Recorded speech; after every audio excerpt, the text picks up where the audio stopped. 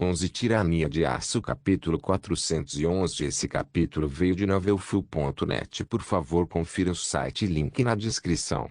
Notas. Esse capítulo foi patrocinado por Natália Rodrigues.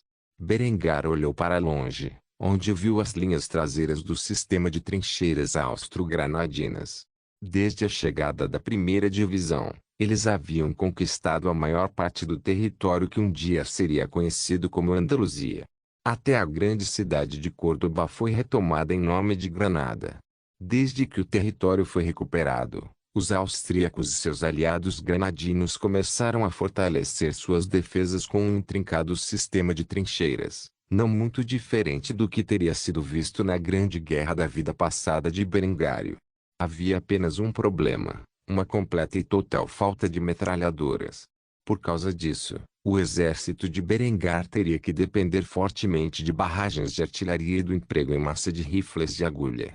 Assim, Berengar e sua segunda divisão entraram na trincheira, onde foram rapidamente despachados para vários setores para ampliar o perímetro defensivo. Quando Berengário entrou nas trincheiras lamacentas, ele foi saudado por seus dois generais que ele havia colocado no campo. Os generais Arnulfo e Adelbrand foram rápidos em cumprimentar seu rei quando viram seus soldados entrarem no enorme sistema de trincheiras cavado na fronteira andaluza. Os dois homens imediatamente saudaram seu rei Reixes Machel antes de recebê-lo na linha de frente. Majestade, não esperávamos a sua chegada tão cedo. Devo dizer que é bom ter alguns reforços. Berengar retribuiu a saudação antes de olhar para longe. Bem ao norte das linhas de frente, um exército estava em marcha, exibindo vários estandartes que Berengar não reconheceu. Ao ver o interesse de seu líder, o general Arnulfo entregou-lhe um par de binóculos para observar as forças que se aproximavam. Ele pegou o jovem monarca na situação em questão enquanto o fazia. O inimigo se aproxima. Eles se dividiram em um total de 5 exércitos compostos por quase 100.000 homens cada. Um proeminente nobre ibérico lidera cada exército. As forças consistem em católicos ibéricos, cruzados e voluntários estrangeiros. Seu objetivo é colidir contra nossas linhas de defesa, esperando romper nossas forças esparsas. Com a chegada da segunda divisão e dos soldados do exército da Boêmia, teremos agora 140 dos canhões FK-22 de 7,5 cm posicionados ao longo de nosso perímetro defensivo. O restante das peças de artilharia será da Boêmia e Granada, portanto, uma mistura de cerca de 100 falconetes de 1 libra e excedentes de 1.417 canhões de campo de 12 libras. Não tenho certeza de quantos mosqueteiros e arquebusiers temos, mas com certeza são dezenas de milhares. Berengar imediatamente começou a falar de seu plano enquanto falava com seus generais com uma voz cheia de determinação. Meu plano é simples. A maior parte de nosso exército manterá a linha até que nossos aliados bizantinos cheguem. Ao mesmo tempo, lideraria a cavalaria, a infantaria montada e uma única bateria de artilharia para perfurar as linhas inimigas e sitiar suas capitais. Assim que tiver seus monarcas e suas famílias em minhas mãos, exigirei que as forças católicas se retirem de Granada e das terras que tomaram neste conflito ou enfrentarão a execução das famílias reais. Arnulfo e Adelbrand olharam para Berengar com um olhar preocupado. O plano era arriscado, para dizer o mínimo, poderia facilmente resultar em sua captura ou morte. Como súditos sempre leais do rei, os generais Adelbrand e Arnulfo imediatamente começaram a protestar contra a estratégia atual de Berengar. Sua Majestade, tal ação é imprudente além da medida. Devemos manter o terreno que temos até que nossos reforços cheguem e fazer o nosso melhor para massacrar o maior número possível de inimigos. Berengar imediatamente franziu a testa ao ouvir isso antes de falar sobre a realidade que a aliança Austro-Granada estava prestes a enfrentar. 500.000 de homens marchará sobre o Emirado de Granada. Eles virão em ondas, e não temos poder de fogo para batê-los com eficácia. Alguns deles chegarão a essas trincheiras, onde você e seus homens serão forçados para combatê-los em combate corpo a corpo com suas baionetas e suas pás. Permita-me esclarecer melhor a situação. Atualmente você tem no máximo 75 mil homens, espalhados por toda a fronteira de Granada. Se eu não forçar o inimigo a capitular por meios não convencionais, teremos uma luta e tanto. Não vou admitir a derrota simplesmente porque meus inimigos são mais numerosos do que eu. Se os católicos não se renderem quando eu capturar suas famílias reais, eu os matarei até o último filho. Se eles não capitularem quando eu tomar suas capitais, massacrarei todos os seres vivos que habitam dentro deles. Se eles não admitirem a derrota quando eu tiver tomado seus campos e infraestrutura, vou queimá-los até o chão. Se eles não se ajoelharem diante de mim e agitarem a bandeira branca quando morrerem de doença e fome nas trincheiras, farei chover gás venenoso sobre sua posição. Eu destruirei toda esta península esquecida por Deus em um ataque de fogo e fúria se for preciso.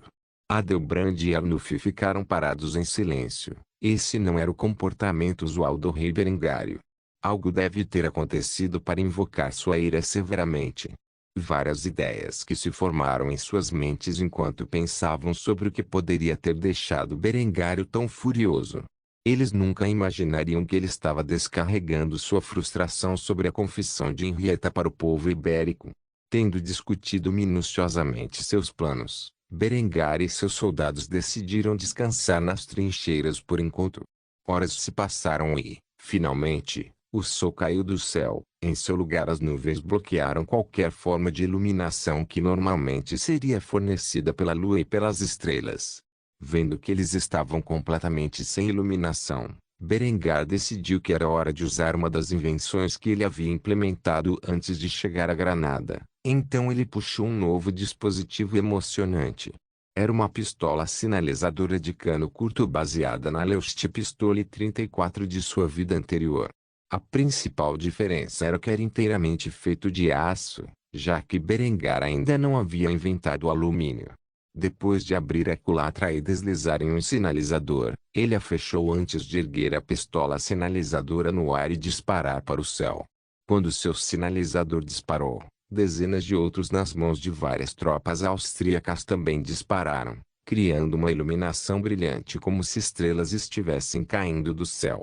A essa altura, a força avançada do exército inimigo estava acampada sem saber o alcance da artilharia austríaca.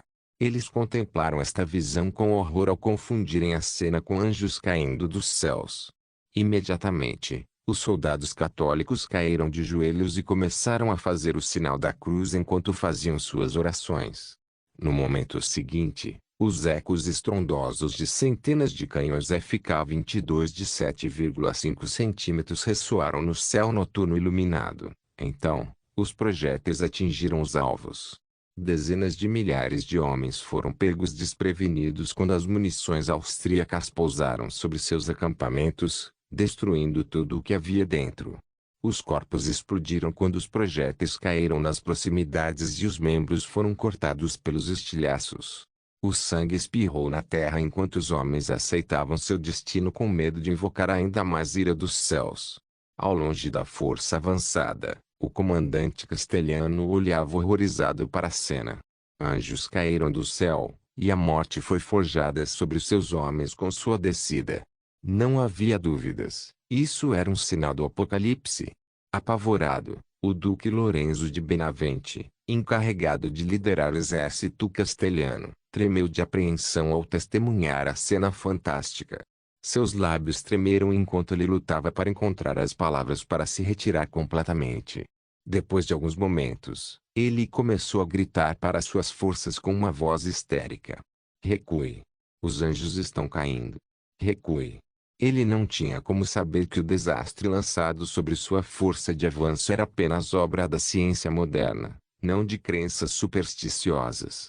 No entanto, como os nobres medievais poderiam saber da existência de sinalizadores ou carregadores de culatra disparando projéteis de alto explosivo? Ele realmente acreditava que os anjos estavam caindo do céu sobre Granada e sobre seus homens, resultando em explosões massivas. O exército castelhano, que consistia em muitos voluntários estrangeiros, imediatamente abandonou seu acampamento e suprimentos enquanto fugiam do caótico cenário de batalha na calada da noite. Berengário, que estava na última trincheira, olhava para o palco com um sorriso perverso no rosto. Esses tolos acreditavam que ele permitiria que tantos deles fugissem vivos. Com o apito, a cavalaria que estava de prontidão imediatamente começou a atacar após a derrota dos católicos. Para eles, não haveria misericórdia nesta noite. Somente aqueles abençoados pelos seus conseguiriam escapar da ira dos austríacos. O próprio Berengário montou em sua montaria e avançou na direção dos covardes ibéricos. Ele supôs que agora era um momento tão bom quanto qualquer outro para decretar seu plano para esta guerra.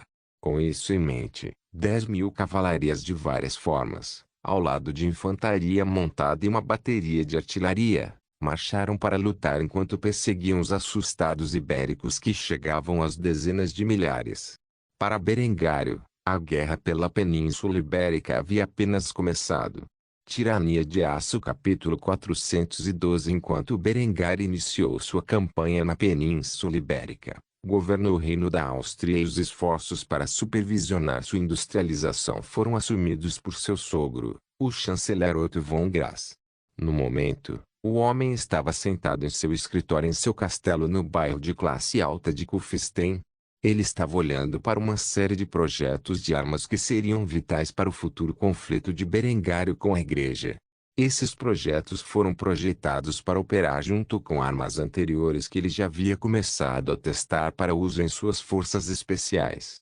O primeiro projeto foi uma metralhadora refrigerada a água com câmara de 7,92 x 57 mm LG, a versão de Berengar do cartucho Mauser de 7,92 x 57 mm. Ao contrário dos alemães de sua vida anterior, Berengar não precisava se preocupar com as patentes da metralhadora Vickers. Assim, ele decidiu usar uma arma tão magnífica como sua principal metralhadora pesada por enquanto. A metralhadora Vickers era, com toda a honestidade, apenas uma metralhadora Maxim aprimorada com sua ação invertida. Isso permitiu economizar tamanho e pesos substanciais. Os alemães não conseguiram equipar-se com esta versão melhorada de sua metralhadora devido a disputas comerciais, como violação de patente.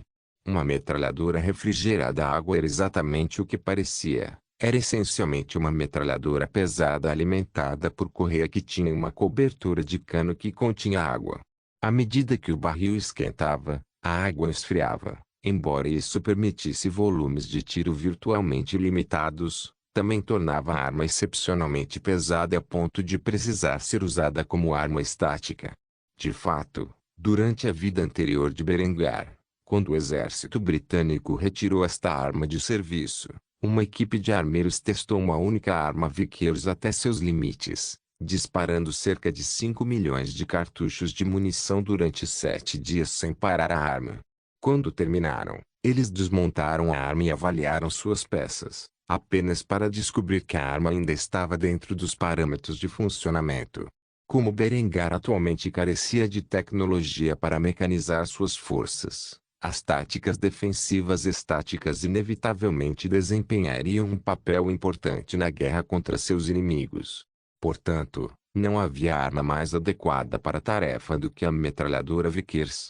A principal diferença entre esta metralhadora e as Vickers usadas pelos britânicos na vida passada de Berengário, era que ela tinha câmaras equivalentes a 7,92 x 57 mm Mauser neste mundo e utilizava um cinturão metálico muito parecido com o usado pelos russos em 1910 Maxim Guns durante ambas as guerras mundiais da vida anterior de Berengário. Por fim, Berengar decidiu designar esta variante dos Vickers como MG-22. Otto examinou o documento e carimbou seu selo de aprovação para iniciar a produção e os testes nas Forças Armadas. Se as notas que Berengar deixou fossem verdadeiras, eles precisariam construir o máximo possível dessas armas nos próximos anos. Depois de aprovar este projeto para fabricação e teste, Otto examinou o próximo projeto. Esta era outra metralhadora da vida passada de Berengar. No entanto, não era uma metralhadora pesada nem uma metralhadora alimentada por correia. Esta era uma metralhadora leve e alimentada por carregador baseada na metralhadora tcheca ZB-30.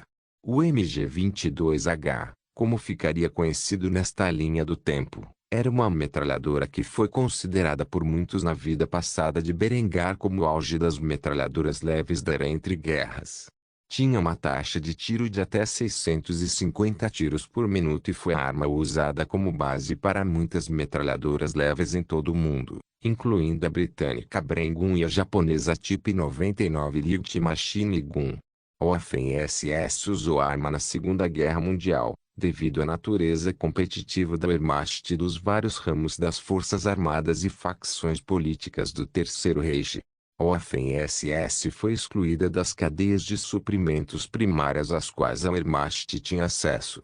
Assim, eles tiveram que adquirir armas de alguns fabricantes não convencionais, como países ocupados como Bélgica e Tchecoslováquia.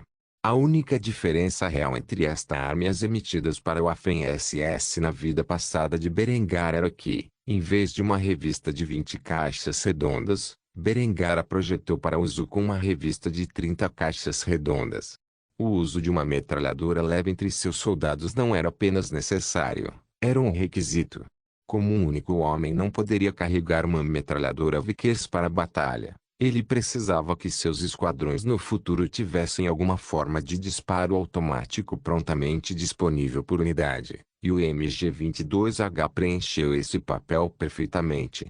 Otto não conseguia acreditar como Berengar havia inventado designs tão intrincados.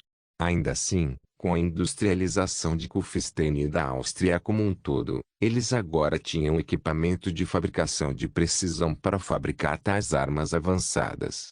Assim, ele carimbou sua aprovação neste projeto e mais tarde o enviaria ao National Armory para produzir amostras de protótipo e testes extensivos. Finalmente, havia outro projeto de arma nas mãos de Otto, e ele o examinou cuidadosamente enquanto decidia se aprovava ou não seu uso também. Esta arma era uma submetralhadora com câmara de 9x 19mm para Belum, a mesma munição que estava sendo testada com o protótipo P-22, que foi baseado em um projeto posterior da Mauser C-96 da vida passada de Berengar. Esta submetralhadora foi baseada nas Ter-Solothurn MP-34 do período entre guerras. A história por trás dessa arma era complicada. Foi fabricado pela empresa Rheinmetall por meio de procuradores na Suíça e na Áustria para evitar as limitações impostas a eles pelo Tratado de Versalhes. No que dizia respeito à maioria, era a melhor metralhadora projetada e fabricada no período entre guerras. Na verdade, a única razão pela qual cessou a produção em 1940 foi que era muito caro para fabricar durante o esforço de guerra alemão. A MP-34, ou MP-22, como era conhecida nesta linha do tempo, era uma submetralhadora de alimentação lateral com um carregador duplo de 32 cartuchos.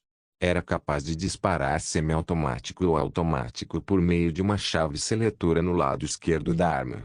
A configuração automática era capaz de uma taxa de disparo de 600 tiros por minuto. Depois de examinar essas armas, Otto aprovou todas elas, apenas para encontrar uma lista de táticas baseadas em esquadrões que Berengar havia deixado para trás para que seus soldados equipados com tais armas pudessem treinar com elas adequadamente. Berengar praticamente seguiu a mesma rota das táticas de esquadrão da Wehrmacht de sua vida passada. O líder do esquadrão receberia a submetralhadora, enquanto o membro do esquadrão receberia a metralhadora leve. Quanto ao resto, eles receberiam os fuzis Bolt Action.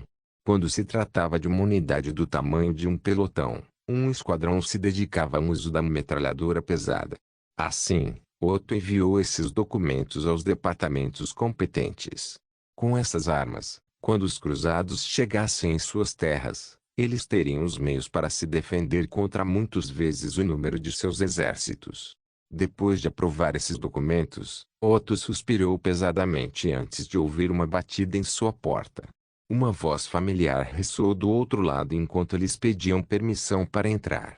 A própria presença dessa voz chocou muito Otto, pois ele não esperava a visita dela.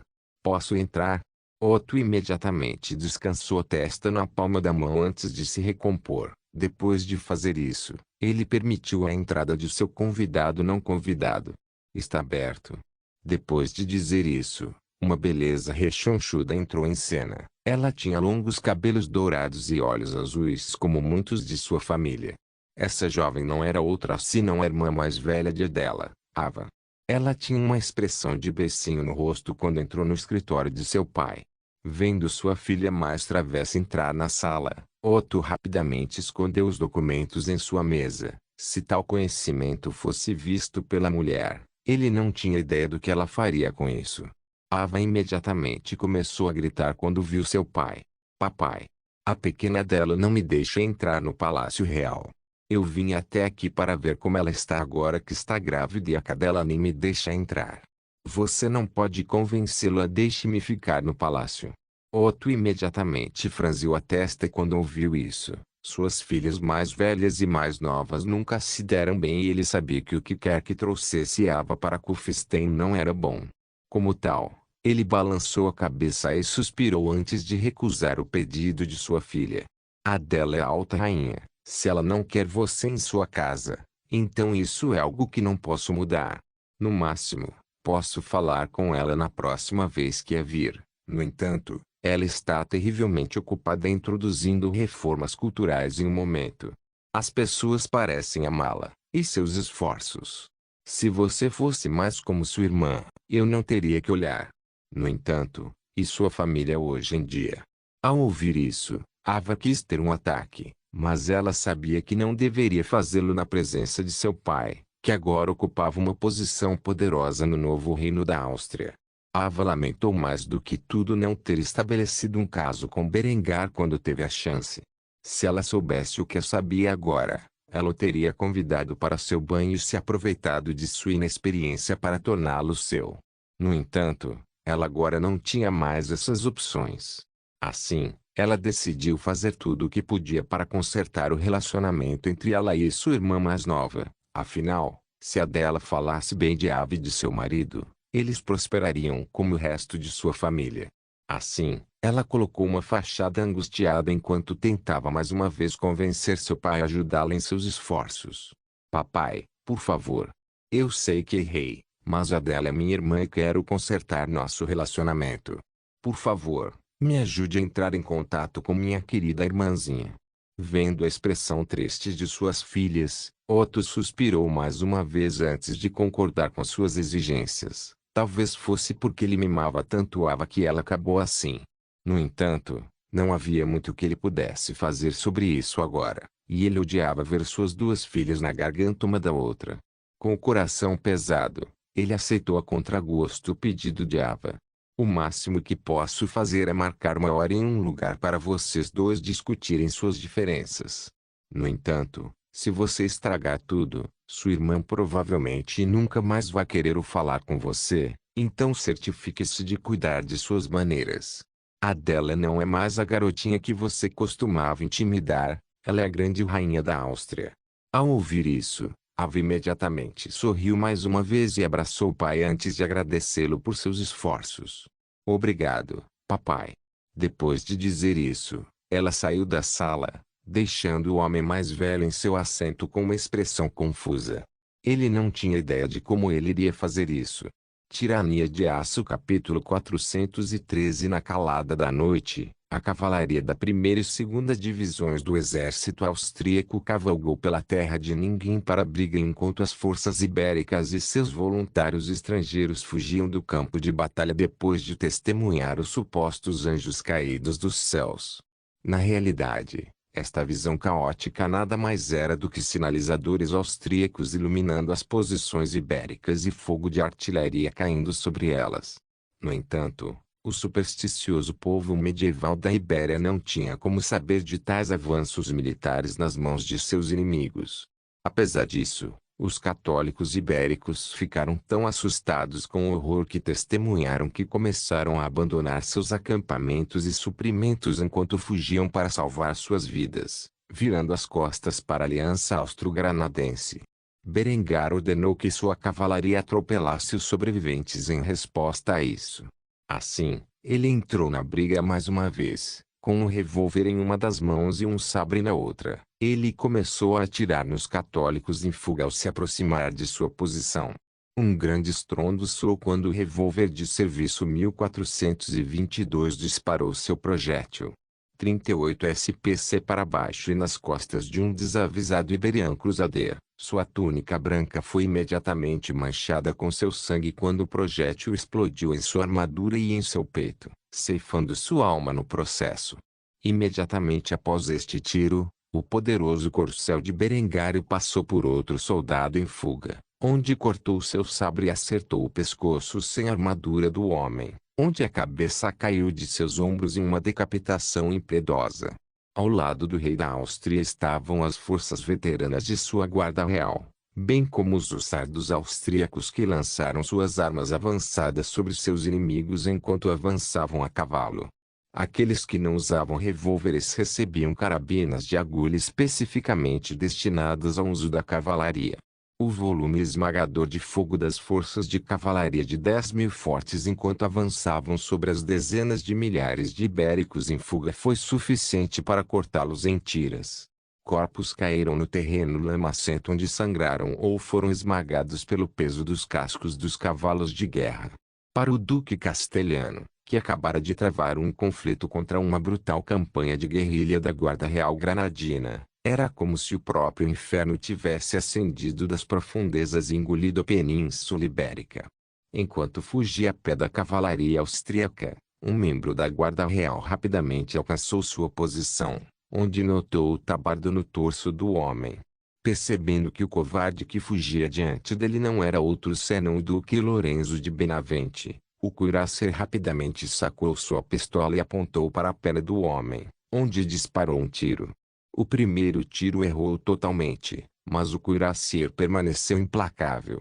Ele rapidamente disparou outro tiro que mais uma vez errou. Não foi até que o quinto estrondo ressoou do cano do revólver que a bala penetrou na canela do duque, fraturando o osso no processo e paralisando o homem.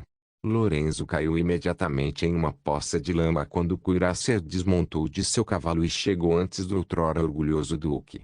Conforme o cuirassier se aproximava, Lorenzo entregou as armas e admitiu a derrota. Como um nobre, ele teve o privilégio de resgate.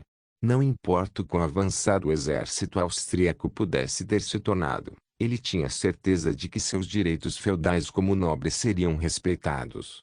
O cuirassier amarrou o nobre em cordas antes de arrastá-lo para a trincheira. Quanto a Berengário e os outros membros da sua cavalaria, os que conseguiram escapar tiveram a sorte de ter aprendido um cavalo do acampamento antes de se retirarem. Os outros foram mortos em batalha ou capturados, assim como seu comandante anterior. Mais de dezenas de milhares de homens do exército ibérico foram desarmados e conduzidos de volta à trincheira, onde estavam destinados a se tornarem cativos da aliança austro-granadana. Depois de chegar à linha da trincheira, o cuirassier deitou o duque diante de Berengário e seus generais, que contemplaram o homem que havia atormentado Arnulfo e a guarda real granadã por algum tempo. Arnulfo estava tão furioso com as perdas que havia sofrido nos últimos meses que imediatamente deu um tapa no duque castelhano, que tinha uma expressão presunçosa no rosto. Seu bastardo, o que é tão engraçado? Lorenzo riu antes de anunciar sua suposta imunidade. Eu sou um duque e recebi resgate pelas leis dos homens. Você não pode me prejudicar.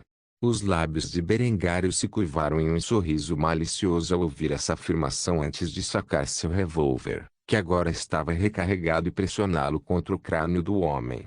O que restou do exército de Lorenzo olhou horrorizado ao testemunhar a violação dos direitos de seu senhor. O jovem rei austríaco puxou o martelo de sua arma e começou a zombar do homem, que imediatamente perdeu toda a confiança em sua declaração presunçosa. É assim mesmo. Berengar colocou o dedo no gatilho enquanto puxava levemente para trás. No entanto, antes que a arma pudesse disparar, Berengar agarrou o martelo e lentamente o colocou de volta em uma posição de ação dupla, onde olhou para o duque com um olhar gentil, enquanto baixava a arma de fogo. Você está certo. Você recebeu um resgate. O duque Lorenzo suspirou de alívio ao testemunhar o sorriso e as palavras misericordiosas de Berengário, enquanto Arnulfo imediatamente começou a protestar contra esse curso de ação. No entanto, Berengário imediatamente levantou a mão, silenciando-o no processo em que sua expressão calorosa mudou para de um olhar demoníaco. Vamos jogar um jogo, certo? No momento em que Lorenzo ouviu essas palavras, ele imediatamente sentiu como se sua alma tivesse mergulhado nas profundezas do inferno. Seus lábios começaram a tremer enquanto ele lutava para encontrar as palavras em sua mente. O que? O que você pretende fazer conosco? Berengar começou a caminhar para frente e para trás com confiança enquanto começava a expressar seu plano maligno. É muito simples. Vou soltar você e seu exército, onde você terá permissão para correr para o norte, de volta para suas casas. No entanto, quando você atingir uma certa distância, ordenarei que minha artilharia abra fogo contra todos vocês. Se Deus está realmente do seu lado, então você sobreviverá à barragem e abrirá caminho para a liberdade. Se não, então que o Senhor tenha misericórdia de sua alma. Arnulfo olhou para as costas de Berengário com um olhar de choque ao ouvir essas palavras, enquanto Adelbrand tinha um sorriso cruel gravado em seu rosto. Ele sentiu que esse jogo de Berengário seria genuinamente divertido. Quanto a Lorenzo, ele não conseguia entender o que estava ouvindo. Ele testemunhou pessoalmente a exibição destrutiva da artilharia austríaca e imediatamente começou a tremer de medo. Se recusarmos. Ao ouvir isso, Berengário ajoelhou-se diante de Lorenzo, para que ficasse ao nível dos olhos e falou com um tom arrepiante. Então o meu exército executará todos vocês. Depois de dizer isso, Berengário levantou-se e virou-se para ficar de frente para suas tropas. Depois de alguns segundos de hesitação, Lorenzo engoliu a saliva acumulada em sua boca com um gole audível antes de balançar a cabeça em afirmação. Tudo bem, vamos fazer isso. Depois de ouvir isso, Berengário virou-se com um sorriso no rosto e começou a falar em tom alegre. Maravilhoso. Lembre-se, nenhum passo para trás, ou eu mesmo atiro em você. Depois de dizer isso, Berengário voltou-se para o seu exército, dando-lhes as suas ordens. Solte os prisioneiros. Aqueles que não ouviram os planos de Berengário olharam para ele chocados, mas se recusaram a desobedecer. Como tal, eles soltaram os ibéricos, onde eles marcharam a pé em direção à Castela. 2 de seus subordinados apoiaram Lorenzo enquanto ajudavam o duque aleijado a marchar. Depois que o exército de prisioneiros estava fora do alcance da voz, Berengário imediatamente emitiu uma ordem para suas brigadas de artilharia. Carregue as armas e prepare-se para atirar assim que atingirem uma distância segura. Não pare de atirar até que todos os homens tenham sido destruídos. Veremos quem Deus realmente favorece neste conflito. Depois de ouvir as palavras do rei, a artilharia austríaca começou a fazer ajustes de alcance antes de carregar seus canhões de campanha com projéteis 75x 200 mmr. Só depois de os prisioneiros ibéricos terem atingido uma distância superior a 600 metros é que o estrondo dos canhões de campanha ecoou no ar. No momento em que o som familiar da quebra da barreira do som estralou no céu, os prisioneiros olharam horrorizados quando começaram a entrar em pânico e correr para o norte o mais rápido que puderam. Lorenzo não os informara de seu destino, pois era muito cruel dizê-lo. O primeiro projétil a cair sobre os católicos caiu diretamente sobre Lorenzo quando ele fez o sinal da cruz e fez uma oração final. No momento seguinte, ele foi explodido em pedaços. Berengar olhou para o exército à distância através de seus binóculos enquanto os projéteis continuavam a cair sobre eles. No final da barragem, nenhum único homem permaneceu de pé. Em sua crueldade, Berengário eliminou um exército de dezenas de milhares de homens que já haviam se rendido. Quanto aos que conseguiram escapar da matança sem sentido, constituíram apenas uma fração da força que inicialmente consistia em 100.000 homens. Com esta vitória, uns 5 das forças ibéricas foram massacradas. Se não fosse pelo medo dos sinalizadores e da artilharia, eles poderiam ter lutado melhor. No entanto, a tecnologia militar de Berengar era tão avançada em relação a seus inimigos que eles acreditavam ser um ato de feitiçaria demoníaca. O próprio pensamento de que Berengário havia causado a queda dos anjos do céu foi o suficiente para forçá-los a recuar antes mesmo de começarem a lutar. Quanto aos restantes exércitos ibéricos, Viriam a saber desta mudança em poucas semanas, pois os sobreviventes deste conflito reportariam aos seus superiores tudo o que tinham presenciado, e assim os católicos estariam preparados para tão insondáveis espetáculos. A guerra pela Península Ibérica estava apenas começando. Tirania de Aço capítulo 414. Enquanto a guerra na Península Ibérica continuava, uma importante reunião acontecia na cidade escandinava de Oslo. Os vários duques e margraves da Alemanha pediram temporariamente um cessar-fogo e se reuniram no reino vizinho, que era um terreno neutro, com o objetivo de discutir a maior ameaça à continuidade de sua existência. Houve um duque alemão que se declarou rei e ascendeu à sua posição por meio de força avassaladora. Todos os dias, a Áustria avançava com uma nova tecnologia faustiana que fazia muitos acreditarem que seu rei havia vendido sua alma ao diabo em troca de conhecimento ilimitado. Embora a Igreja Católica se recusasse a reconhecer a legitimidade da reivindicação de Berengário de ser rei, muitos de seus vizinhos usaram esse título por respeito ao seu poder, pois se ele fosse chamado de duque, o que exatamente isso os tornava? No ano passado, Dieter foi finalmente levado à mesa de negociações depois que seu exército mercenário falhou completamente e totalmente em quebrar o impasse. Enquanto ele recrutava mercenários do leste, seus rivais fizeram o mesmo, criando um impasse ainda maior e mais sangrento do que antes. Assim, em um ato de desespero, o Duque de Eger da Baviera falou sobre seu vizinho do sul, cujo poder e rápida expansão se tornaram uma ameaça significativa. O Papa declarou uma cruzada contra a Áustria e sua chamada Reforma Alemã, que agora se espalhou por todos os cantos de nossas terras.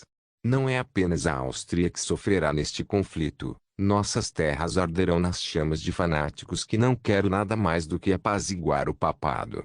Enquanto isso, Berengário invoca ainda mais a ira da Igreja ao enviar dezenas de milhares de homens para a Península Ibérica para sustentar o Emirado de Granada como um estado fantoche. Meus espiões não podem nem se infiltrar na Áustria sem serem descobertos. Tenho poucas dúvidas de que essa guerra por procuração deles se tornará um desastre para o mundo católico. Quase 500.000 de homens marcharam de todos os cantos da cristandade em uma tentativa de erradicar as forças austro-granadinas, e temo que serão destruídos. De todos os homens presentes, Dieter era o mais familiarizado com as forças de Berengário, pois havia sido completamente afastado na Áustria por um pequeno número do que eram então tropas tirolesas. Ele não tinha ideia de que o equipamento do exército austríaco estava sendo rapidamente modernizado e que as armas usadas para derrotar suas forças tão completamente já estavam sendo substituídas. Dieter concluiu seu discurso com palavras de cautela ao se dirigir a seus colegas das regiões de língua alemã. Se não nos unirmos e marcharmos sobre a Áustria agora, não teremos chance de vitória quando o Papa finalmente conseguir marchar com seus cruzados contra nosso inimigo. Embora Dieter estivesse certo ao dizer isso, os outros duques olharam para ele como se ele tivesse enlouquecido. Assim, um homem, em particular, o Marquês de Baden, falou contra seus delírios paranoicos. Embora Berengar tenha conseguido derrotar as forças da Itália e da Suíça, não acredito que ele tenha o poder de repelir os quase 500.000 de homens que marcharam contra seus aliados em Granada. Ele enviou metade de seu exército para suas terras e sem dúvida enfrentará uma derrota desastrosa. Se o chamado rei da Áustria conseguir escapar de sua derrota inevitável na Península Ibérica, ele ficará com metade de seu exército para lutar contra a mesma força que o derrotou. Não apenas isso, mas os cruzados adicionais preparados para este conflito marcharão ao lado deles. Apesar disso, entendo seus medos como vizinho dele e admito que este auto-intitulado Reino da Áustria é uma grave ameaça à continuidade de nossa existência. Assim, em vez de nos unirmos para marchar sobre a Áustria imediatamente, proponho que conduzamos um cessar-fogo. O que nos dará tempo para aumentar nossas forças para contribuir para a próxima cruzada contra a heresia Berengar. Somente depois de eliminarmos essa ameaça herética de nossas terras, devemos continuar nossas disputas mesquinhas sobre o título de rei da Alemanha. O que o margrave de Baden disse fez sentido para os restantes duques e margraves alemães. No entanto, em última análise, Cabia aos dois potenciais sucessores do trono concordar. Assim, todos os olhos se voltaram para o homem conhecido como Duque Atman von Luxemburgo, ou como seus rivais se referiam a ele como bastardo de Luxemburgo, para ver se ele estaria disposto a declarar um cessar-fogo por enquanto. Após uma consideração cuidadosa, o jovem, que atualmente estava envolvido em um impasse brutal com o pretendente da Baviera, suspirou pesadamente antes de acenar com a cabeça em afirmação. Nestas circunstâncias, posso permitir que exista um cessar-fogo entre nossos acampamentos. Até que a heresia de Berengar e seus líderes sejam derrotados e destruídos, juro que minhas forças e as de meus aliados não atacarão mais Didier ou sua facção. Desde que concordem com as mesmas condições. Didier ficou chateado porque seu aviso não foi levado a sério e sabia que tais esforços acabariam sendo vãos.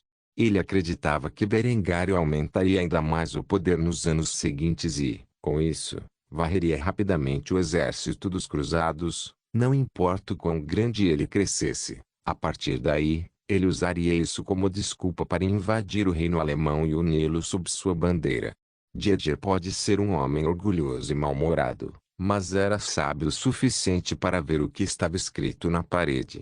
Como tal, ele abaixou a cabeça em derrota antes de acenar com a cabeça em concordância. Depois de fazer isso, ele falou sua parte. Muito bem, vou concordar com o seu cessar-fogo, mas marque minhas palavras. Quando invadirmos a Áustria ao lado dos cruzados, será tarde demais. Depois de dizer isso, ele se levantou de seu assento na conferência e saiu da sala onde estava flanqueado por seus ministros. Não foi até que eles estivessem em um local seguro que ele começou a falar em segredo. Envie uma carta ao chanceler da Áustria. Diga a ele que a Baviera está disposta a cooperar com seu reino na próxima cruzada e está até disposta a pagar nossas dívidas quando pudermos a uma taxa de juros negociada. Se eles estiverem dispostos a pagar, perdoe nossa intrusão anterior, então eu, como Duque da Baviera, estou disposto a ajudá-los em seus esforços. Os ministros olharam para Didier em choque quando ele disse isso e imediatamente começaram a questionar suas palavras. Pensei que estivéssemos aqui para convencer os outros reinos a se unirem contra a Áustria, como chegamos ao ponto em que devemos rastejar diante deles. Didier imediatamente bateu com o punho na parede de pedra com raiva enquanto esclareceu seus ministros sobre o destino que ele percebeu que seguiria em um futuro próximo. Aqueles tolos pensam que Berengar e seu exército serão derrotados na Península Ibérica e na próxima cruzada. No entanto, eles não sabem o que eu sei. Algumas vantagens como seguidores leais enquanto ainda podemos. Vai contra cada fibra do meu ser me submeter a outro homem, mas vejo o que está por vir e estou disposto a deixar de lado meu orgulho pessoal pelo bem de minha família e meu reino. Faça o que eu digo e certifique-se de que os outros duques não descubram sobre isso. Os ministros de Didier imediatamente curvaram suas cabeças em respeito. Até eles temiam a ameaça cada vez maior de seu vizinho do sul. Se o duque estava disposto a se submeter à coroa austríaca, eles acreditavam que era realmente uma decisão sábia. Com isso em mente, eles rapidamente começaram a trabalhar enquanto silenciosamente despachavam um mensageiro a Kufstein para informar o chanceler da Alemanha de sua decisão. A escolha deles de se ajoelhar diante de seus vizinhos do sul acabaria sendo sábia, e Didier um dia consideraria a decisão mais sábia que já havia feito como governante. Quanto ao restante da alta nobreza alemã, eles não tinham como saber que toda a sua reunião foi observada pela inteligência real austríaca, pois um dos ministros presentes na conferência era um crente devoto da reforma alemã e há muito tempo havia sido recrutado pelos austríacos como espião. Assim, antes que a delegação bávara chegasse à Áustria, Linde já sabia o que havia acontecido e começou a se preparar para sabotar o rearmamento alemão. Com isso, uma nova guerra de intrigas estava prestes a começar. Não se esqueça de deixar o link e de se inscrever no canal. Caso queira contribuir de alguma forma com o canal, entre em contato comigo pelo Instagram do canal. O link do Instagram do canal estará na descrição do vídeo. Por favor, certifique-se de verificar meus outros vídeos. Tenho certeza que você vai gostar deles. Solem irmãs, solem irmãos.